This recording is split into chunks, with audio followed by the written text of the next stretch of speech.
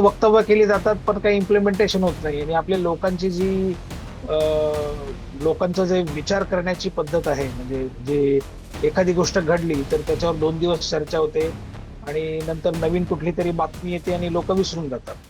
नमस्कार, मी संकेत आणि आपण पाहत आहात मुंबई आउटलुक.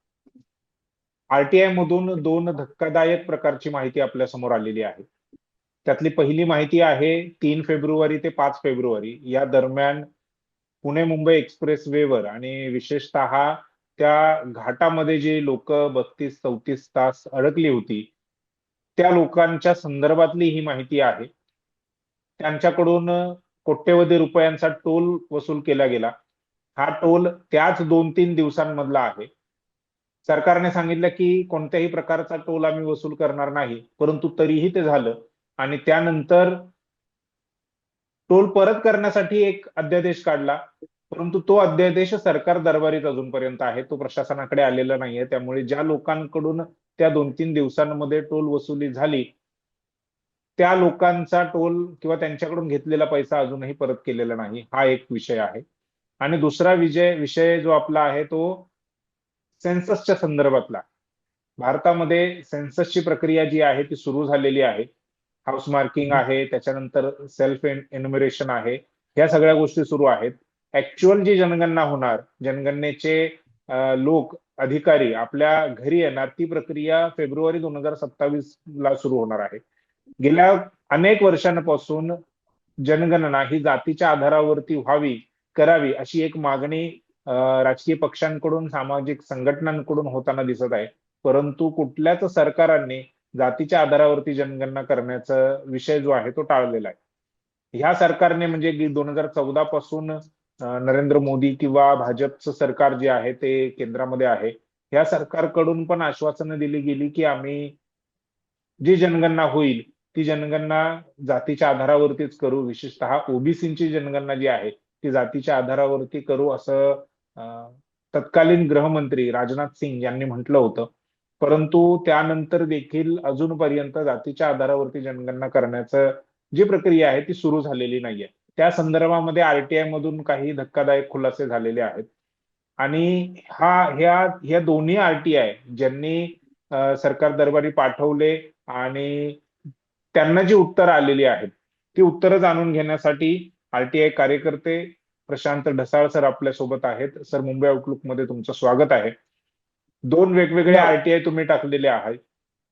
पहिला आरटीआय आपण 32-35 तास जे लोक पुणे एक्सप्रेस वेवर किंवा घाटामध्ये अडकले आणि त्यांच्याकडून जी टोल वसुली केली गेली त्या संदर्भामध्ये आपण पहिली चर्चा करूया. मला तुमच्याकडून हे जाणून घ्यायचं आहे की हे टोल वसूल केलं जात आहे आणि आरटीआय टाकावा त्या संदर्भातली अधिकृत माहिती घ्यावी असं आपल्याला का वाटलं, कशामुळे वाटलं? सर्वप्रथम मुंबई आउटलुकचे मी आभार प्रदर्शन करतो की त्यांनी हा विषय घेतला. आणि मूळ म्हणजे माहिती अधिकार यामध्ये टाकण्याचा माझा उद्देश असा होता की जेव्हा हा सर्व प्रकार घडला, बरेचसे पक्ष आणि बरेचसे व्यक्ती त्यांनी आपला रोष व्यक्त केला व्यवस्थेविरुद्ध.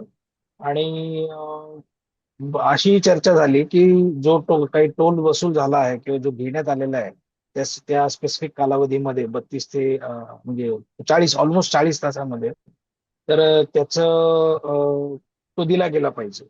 आणि विविध मंत्र्यांकडून वगैरे अशी बोलणी होत होती की आम्ही देऊ देऊ असं असं त्यांच्याकडून सारखं त्यांनी सरकारकडून बोलणं वक्तव्य येत होत होती, होतं. बरोबर आहे. त्यांची वक्तव्य सुद्धा येत होती.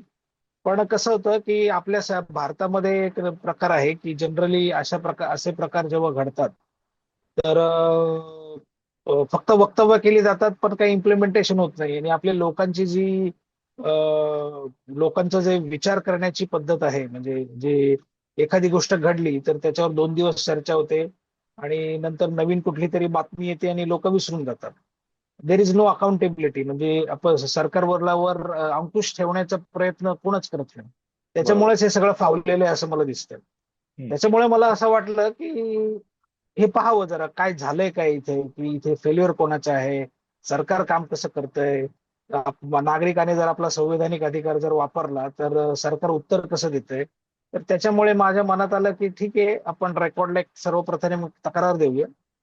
तर मी तक्रार दिली म्हणजे संबंधित विभागांना. माननीय मुख्यमंत्र्यांना सुद्धा एक प्रत पाठवली होती. आणि पीडब्ल्यूडी विभागाला सुद्धा प्रत पाठवली होती. त्याची ईमेलची प्रत मी आपल्याकडे सुद्धा पाठवलेली आहे. हम्म. तर ती मुख्यमंत्री कार्यालयामधून संबंधित विभागाकडे ती प्रत गेलेली, संबंधित विभागाकडे ती प्रत गेलेली आहे. संबंधित विभागाकडे ती प्रत गेलेली आहे. आणि आणि तरीही म्हणजे त्या ईमेलवर तसं लिहिलेलं आहे की मुख्यमंत्री कार्यालयाने संबंधित विभागाला पाठवली आणि याच्यावर कारवाई करायचे आदेश दिलेले आहेत. या सर्व गोष्टी रेकॉर्डवर आहेत. म्हणजे हे जे ईमेल्स मला आलेले आहेत त्याच्यामध्ये क्लिअरली लिहिलेलं आहे की संबंधित विभागाकडे संपर्क करावा आणि संबंधित विभागाकडून कारवाई करण्यात येईल. असं असूनही जर तुम्ही आरटीआय मध्ये मी जो मुद्दा विचारलेला आहे की माझ्या ईमेलवर या संदर्भात काय कारवाई करण्यात आलेली आहे, तर त्याच्यावर ऍक्शन टेकन रिपोर्ट काय आहे, तर त्याच्यातला जर तुम्ही आरटीआय मधला पहिला मुद्दा जर वाचला व्यवस्थित, तर त्याच्यात त्यांनी असं लिहिलंय की आपण केलेली तक्रार इकडे प्राप्त झाल्याचे दिसून येत नाही आणि आम्हाला प्राप्त झालेलीच नाही तुमच्या. बरं. आणि विशेष म्हणजे कसं आहे सर, मी इकडे नमूद करू इच्छितो, जेव्हा मी आरटीआय अर्ज सबमिट केला होता हा, तर त्याच्यासोबत ईमेलची प्रत सुद्धा जोडलेली होती. तर त्याच्यामुळे मला समजत नाही की सरकार हा जो मुद्दा त्यांनी जो टाळलेला आहे, हा जाणून बुजून टाळलेला आहे की काय, म्हणजे याच्या मागे काही विशेष कारण आहे. कारण ह्या ईमेल मध्ये जर तुम्ही वाचलं की याच्यामध्ये मी असंही म्हणालो होतो की मी हे एस्केलेट करेल, मी पीआयएल दाखल करेल. परंतु हा मुद्दा सरकारने म्हणजे एक प्रकारे टोलवी केलेली आहे संबंधित विभागाने माहिती अधिकार अर्जामध्ये. दुसरा मुद्दा त्यांनी असं म्हटलेला आहे की अशा घटना याच्यापूर्वी घडल्या होत्या. कारण मुंबई पुणे हायवे, तर काही दिवसापूर्वी मिसिंग लिंकचं उद्घाटन झालं. माननीय मुख्यमंत्र्यांनी निवेदन केलेलं आहे की बरोबर. आता काय आता म्हणजे कोणी त्या अशा घाटामध्ये प्रकारचं, अडकणार नाही वगैरे असं त्यांनी म्हटलेलं आहे. हो असं काही म्हटलं होतं त्यांनी. पण प्रकार आता असा आहे याच्यामध्ये की तरीही तरीही हा प्रकार म्हणजे घडलाच आहे. म्हणजे आता घडेल नाही, किंवा नाही तेही याविषयी तेही म्हणणं बरोबरच होतं की हे काय पहिल्यांदा घडलेलं नाहीये, याच्या अगोदरही तसं झालेलं आहे. अगोदर घडलेलं वारंवार आहे. आणि वारंवार अशा हो घटना होत आहेत, तरी प्रशासन तशा घटना होऊ देत आहे, हा एक हो वेगळाच मुद्दा आहे. परंतु हो याच्या अगोदर जे काही ट्रॅफिक जाम लागायचं किंवा लोक अडकून पडायची, तर इतकं 35 तास 40 तास एवढ्या मोठ्या प्रमाणामध्ये एवढे दिवस एवढे तास कधी लोक अडकून पडले नव्हते. याच्या अगोदरही ट्रॅफिक लागलं होतं, पण ते फार किरकोळ असायचं किंवा 2-4 तासामध्ये त्या हो ट्रॅफिक हो निघून हो जायचं. बरोबर. हो. मग आणि आता तुम्हाला कसं आरटीआय आहे, मधून आणखीन काय माहिती मिळाली त्याच्या संदर्भातली? हा तर याच्यामध्ये मी महत्वाचा प्रश्न दुसरा असा, आता मी त्याच्याकडेच येतो. त्याच्यामध्ये दुसरा प्रश्न असा होता की सरकारला असा अनुभव आहे की ह्या रस्त्यावर ट्रॅफिक होतं आणि लोकांचे हाल होतात. कारण कसं आहे की काही ठिकाणांवर जे मुंबई पुणे घाटाचा जो प्रकार आहे, तिथे काही ठिकाणांवर सोयी सुविधा आहेत, पण काही ठिकाणं एकदमच ब्लँक आहेत, तिकडे बरोबर. काहीच नाही. हा, तर मी त्यांना विचारलं की अशी जर घटना परत घडली तर सरकारकडे काही उपाययोजना आहे का, म्हणजे याच्यातून हम्म. त्यांनी शिकलं पाहिजे. म्हणजे याच्या हम्म. आधी घटना घडलेल्या आहेत. मी स्वतः 8-8 तास 9-9 तास अडकलो होतो मुंबई पुणे बरोबर. ट्रॅफिकमध्ये. तेव्हा हम्म. मी अनुभव घेतलेला आहे याचा, 4-4 तास ट्रॅफिकमध्ये अडकण्याचा. कारण मी स्वतः पुण्याचाच आहे, त्यामुळे मला हम्म. या घटनांचा अनुभव आहे. सरकारचं धक्कादायक उत्तर असं आहे की या संदर्भात अशा प्रकारची उपाययोजना करावी असं कोणतंही हम्म. म्हणजे कोणताही प्रकार या संदर्भात उपाययोजना करण्याचे कोणतेही धोरण किंवा आदेश आमच्याकडे नाही. हम्म. म्हणजे वारंवार असे गोष्टी घडलेल्या आहेत. मुंबई पुणे जे आपला मार्ग आहे किंवा पुढे इतर मार्ग सुद्धा असतील मुंबई पुणे सारखे, पण अशी बरोबर. जर गोष्ट घडली तर काय धोरण अवलंबलं पाहिजे, ट्रॅफिक कसं क्लिअर केलं पाहिजे किंवा संबंधित अडकलेले लोक आहेत त्यांना कशी हेल्प केली पाहिजे, या संदर्भात कसलंही धोरण हम्म. अस्तित्वात नाही. म्हणजे हम्म. तसं पाहायला गेलं तर सर्व भगवान भरोसे. हम्म. तिसरा मुद्दा मी पाहिला की यावेळी टोल किती वसूल करण्यात आला, तर त्या टोलचं त्यांनी तो रेकॉर्ड दिलेला आहे हं. तर त्याच्यामध्ये तुम्ही जर पाहिलं तर मी तुम्हाला त्याची प्रत सुद्धा पाठवली होती. त्याच्यामध्ये जवळपास 5,16,00,000 रुपये एवढा टोल वसूल करण्यात आलेला आहे. ही अधिकृत म्हणजे त्या प्रत आहे त्या त्याच्यामध्ये. त्या दोन दोन तीन दिवसांच्या हो पिरियडमध्ये, म्हणजे हो तीन हो तारखेपासून ते 5 तारखेपर्यंत. हो बर. हो, त्या काळात 5,16,00,000 रुपये, आणि त्याच्यात बऱ्याचशा टोल प्लाझाची नावं आहेत. त्यांनी त्याचं हं. बायफर्केशन त्यांनी त्याचं बायफर्केशन दिलेलं आहे. आणि की जवळपास पाच कोणत्या टोल कोटी मधून किती पैसा वसूल झाला. हो हो हं. हो हो. आणि बर. त्यांनी 5,16,00,000 रुपयाचा टोल वसूल झालं. त्याच्यात त्यांनी अजूनही उत्तर दिलेलं आहे की असं एक उत्तर दिलंय की ह्या संदर्भात मी विचारलं की आता आजकाल सगळे डिजिटल व्यवहार होतात. टोलवर गाडीचा नंबर हं. रेकॉर्ड केला जातो. बरोबर. फास्टॅग आहे. हो हो, फास्टॅग आहे. तर त्याच्यामध्ये तुम्ही त्याच्यामध्ये तो पैसे रिटर्न करता येतात ना फास्टॅगमुळे, कारण एखाद्याच्या अकाउंटमधून पैसे कट होतात आणि तुम्ही ते पैसे रिटर्न करता येतील तुम्हाला. बरोबर. हा. पण त्याच्यामध्ये प्रकार असा आहे की अ, त्यांनी अजूनही तसं रिटर्न केलेलं नाही. त्यांनी असं म्हटलेलं आहे की हं. सदर प्रस्ताव हा शासन प्रलंबित, म्हणजे त्याच्या परवानगीसाठी प्रलंबित आहे. हं. आणि यावर अजूनही त्यांचं काही निर्णय झालेला नाही. म्हणजे आता विचार करा तुम्ही, ही सदर घटना घडलेली आहे 3 फेब्रुवारी. बरोबर. आपण आज चर्चा करतोय. आता त्यांनी उत्तर दिले एप्रिलच्या शेवटी, त्यांनी हे पत्र ड्राफ्ट केलेलं आहे बहुतेक. आणि आज हं. आपण बोलतोय जवळपास 14 मेच्या दिवशी. म्हणजे मेच्या पण 15 दिवस झालेले आहेत. असं नाहीये, पण त्यांनी ते सुद्धा केलेलं नाहीये.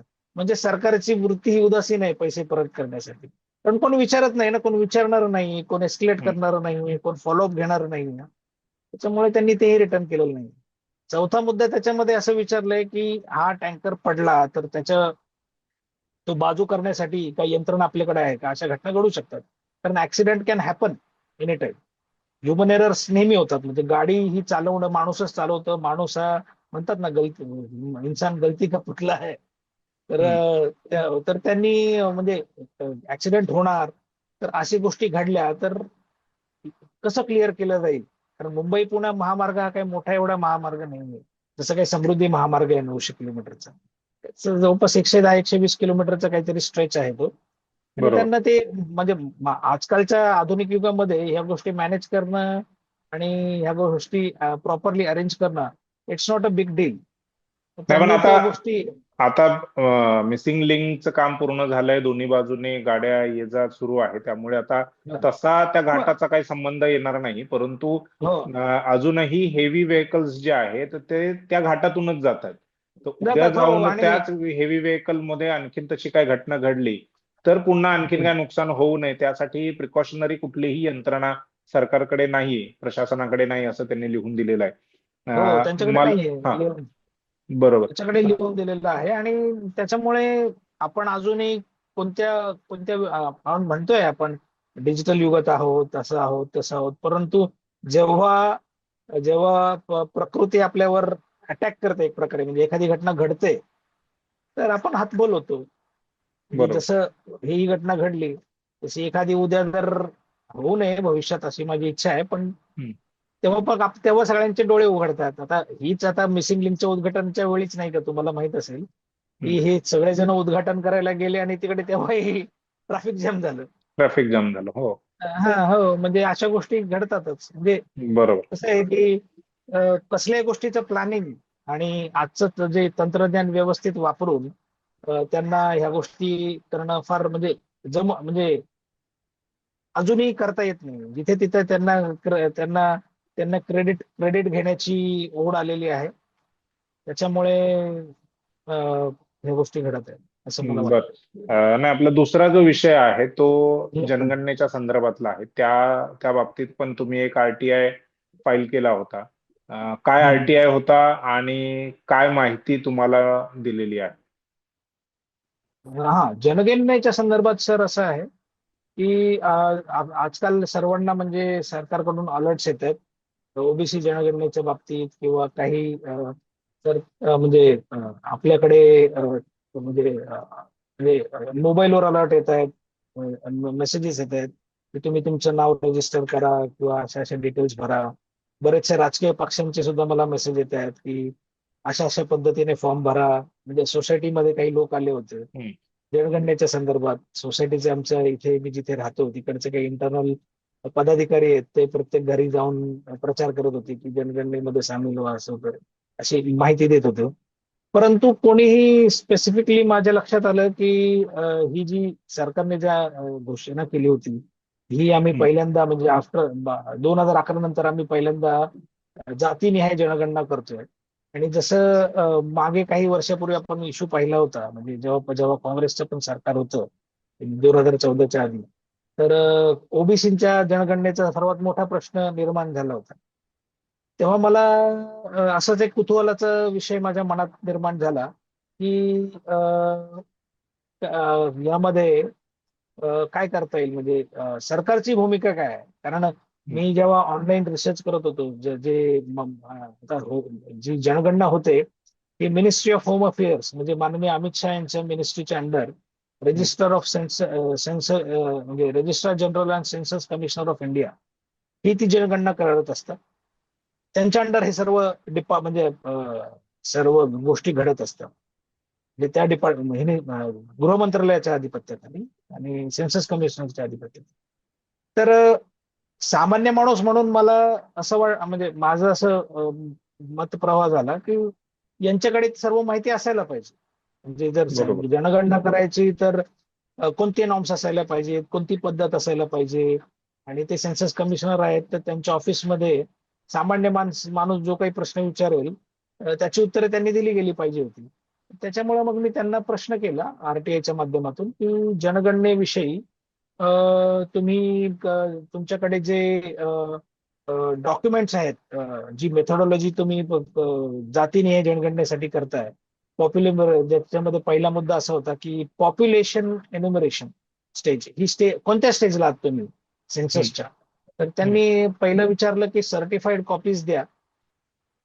तर ह्या संदर्भात त्याच्या संदर्भात काय डेटा आहे का तुमच्याकडे, कारण जनगणना 2027 ला करायचंय, तर याचा अर्थ ते कसं आहे सुरू म्हणजे 27 ला सुरू करणार, त्याच्यासाठी काही प्रिपेरेटरी वर्क करावं लागतं. म्हणजे त्याच्यासाठी एक म्हणतो ना, आपण जेव्हा एखादी बिल्डिंग बांधतो तर तिचा पाय खणला जातो ना, तसंच करण्याचा प्रकार आहे. तर पहिला मुद्दा तो विचारला होता. दुसरा मुद्दा विचारला होता की मला सर्टिफाईड कॉपीज द्या ज्याच्यामध्ये कास्ट डेटा कलेक्शन केलेलं आहे का, म्हणजे सेंट्रल ओबीसी लिस्ट आहे, राज्यांची बॅकवर्ड राज्याची आहे. कास्टची लिस्ट आहे, राज्याची आहे. त्याच्यामध्ये परत कारण विविध राज्यांमध्ये ओबीसींची जाती वेगवेगळ्या प्रकारच्या आहेत. तर उदाहरणार्थ भारतामध्ये म्हणजे महाराष्ट्रामध्ये माळी समाज ओबीसी मध्ये येतो, पंजाबमध्ये बहुतेक जाट समाज ओबीसी मध्ये येतो, असे असे असे वेगवेगळे प्रकार आहेत. तर तुम्ही स्टेट बॅकवर्ड लिस्ट बघा, क्लास लिस्ट पाहिली आहे का, सेंट्रलची पाहिली आहे का, अजून कोणतं क्लासिफिकेशन मेकॅनिझम पाहिलेलं आहे का, या संदर्भात तुम्ही मला सर्टिफाईड रेकॉर्ड्स द्या. तिसरा मुद्दा म्हणालो होतो की तुमची जी काही इंटरनली चर्चा झालेली आहे, इंटरनल काही फाईल नोटिंग्स आहेत, कमिटीच्या हम्म. रिपोर्ट्स आहेत, तुम्ही या संदर्भात काही कन्सल्टेशन केलेले आहेत का एनजीओला जे खरोखर तुम्हाला मदत करतात, याच्या संदर्भात काही डिस्कशन झालेले आहेत का. कारण सरकार जेव्हा एखादी गोष्ट काम करतं, म्हणजे असे काही डिपार्टमेंट्स, ते अशा तोंडी चर्चा करत नाही, प्रत्येक गोष्टीसाठी पेपर तयार होतो, म्हणजे डॉक्युमेंटेशन तयार केले जाते. तर या संदर्भात काही तुमच्याकडे सर्टिफाईड कॉपीज आहेत का, discussing the inclusion of upper caste and other communities in the caste nomination, म्हणजे ह्या मधून म्हणजे अप्पर कास्टचे जे लोक आहेत त्यांची काउंट करून ओबीसीचं पण काउंट केलेलं आहे का, म्हणजे त्यांच्यासोबत कन्सल्टेशन केलेलं आहे.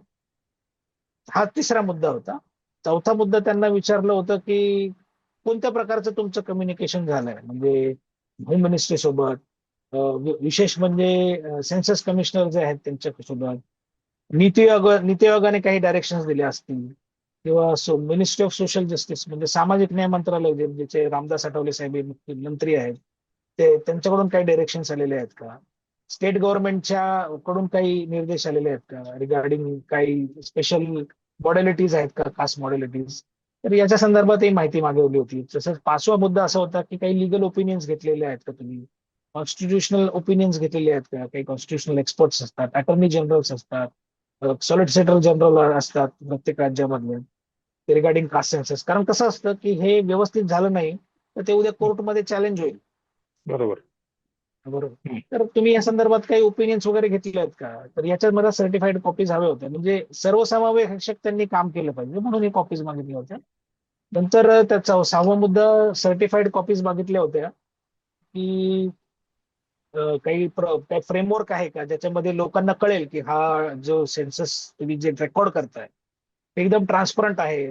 मेथडॉलॉजी काय असणार व्हेरिफिकेशन? फॉर एक्झाम्पल, हा एखादा व्यक्ती ह्याच कास्टचा आहे, ह्याच इथे राहतो, याच्या हे व्हेरिफिकेशन मेकॅनिझम कसं आहे, ऑथेंटिसिटी कशी व्हेरीफाय करणार? जसं आपण एकच एकच माणूस 5-5 वेळा मतदान करतो, ते व्हेरीफाय आजही करता येत नाही.